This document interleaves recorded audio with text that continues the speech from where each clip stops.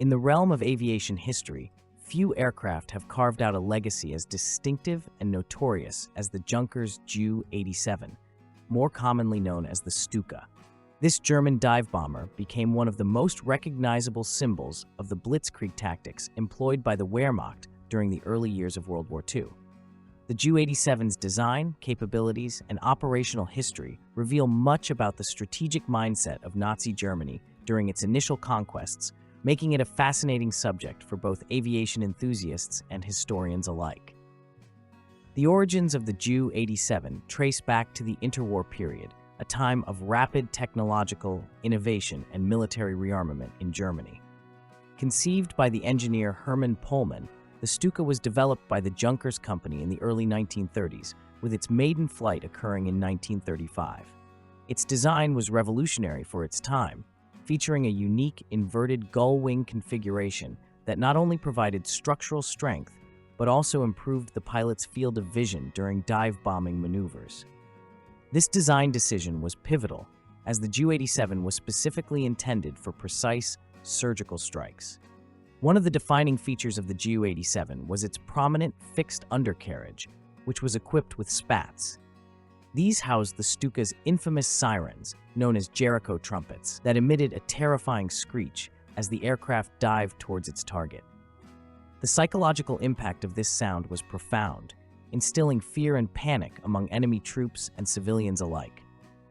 This psychological warfare component underscored the German military strategy, which often prioritized the shock value of its tactics in addition to their direct destructive capabilities.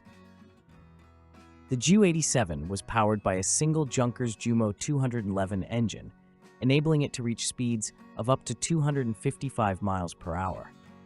This was relatively slow compared to contemporary fighters, but its performance in a dive made it a formidable weapon. The Stuka could dive at angles of up to 90 degrees, allowing for exceptional accuracy in bombing runs. It was typically armed with a payload of up to 1,100 pounds of bombs, making it effective against a variety of targets, from enemy fortifications to naval vessels. Additionally, the Ju-87 was equipped with dual 7.92mm MG-17 machine guns in the wings and a 7.92mm MG-15 machine gun in the rear cockpit for defense. Operational deployment of the 7 began during the Spanish Civil War in 1936, where it served with the Condor Legion. This conflict provided a valuable testing ground for the Stuka, allowing German military planners to refine its tactics and improve its design based on combat experience. The lessons learned in Spain would later be applied with devastating effect during the invasions of Poland, Norway, the Low Countries, and France. During the initial stages of World War II, the Ju-87 proved to be an indispensable tool for the German Wehrmacht. In the invasion of Poland in September 1939, the Stuka played a critical role in the rapid advance of German forces, destroying Polish airfields and disrupting communication lines. As the Blitzkrieg strategy unfolded across Europe, the Ju-87's precise dive bombing capabilities were instrumental in supporting ground troops and knocking out key infrastructure targets. Its success during these early campaigns cemented its reputation as a symbol of German air superiority. However, as the war progressed, the Stuka's limitations became increasingly apparent. One of its most significant drawbacks was its vulnerability to enemy fighters. The Ju-87 was slow and lacked the maneuverability necessary to defend itself against more agile aircraft, such as the British Supermarine Spitfire and Hawker Hurricane. This vulnerability was starkly highlighted during the Battle of Britain in 1940, where the Stuka suffered heavy losses at the hands of Britain's Royal Air Force. The Luftwaffe's inability to gain control of the skies over Britain forced a re-evaluation of the Ju-87's role in the conflict. Despite these setbacks, the Stuka continued to see extensive service throughout the war, adapting to changing circumstances. On the Eastern Front, where the vast expanses of the Soviet Union provided ample opportunity for tactical bombing, the Ju-87 proved effective in ground support roles. Its ability to deliver precise strikes against Soviet armor and supply lines made it a valuable asset for the German army during operations such as Operation Barbarossa. In North Africa, the Ju-87 was deployed to support the Afrika Korps under General Erwin Rommel.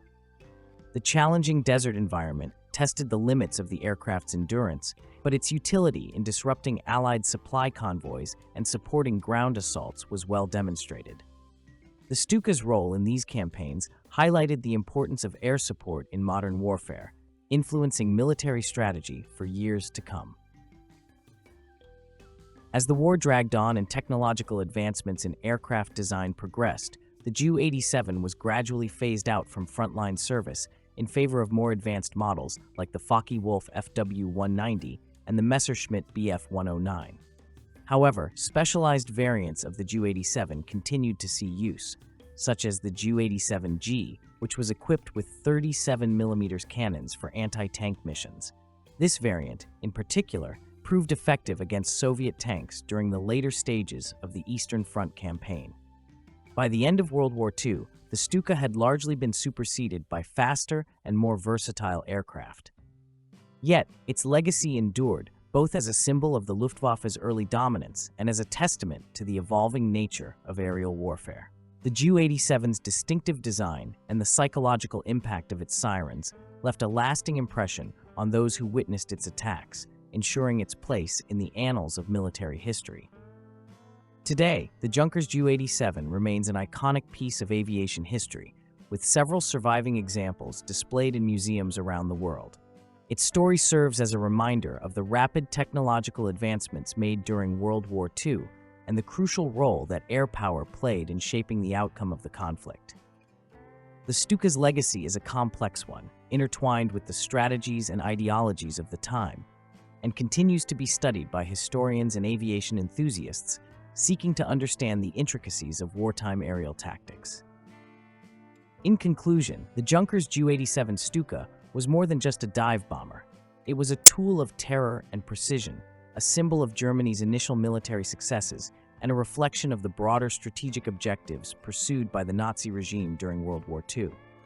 Its story is one of innovation, adaptation, and ultimately, obsolescence, offering valuable insights into the ever-evolving landscape of military aviation.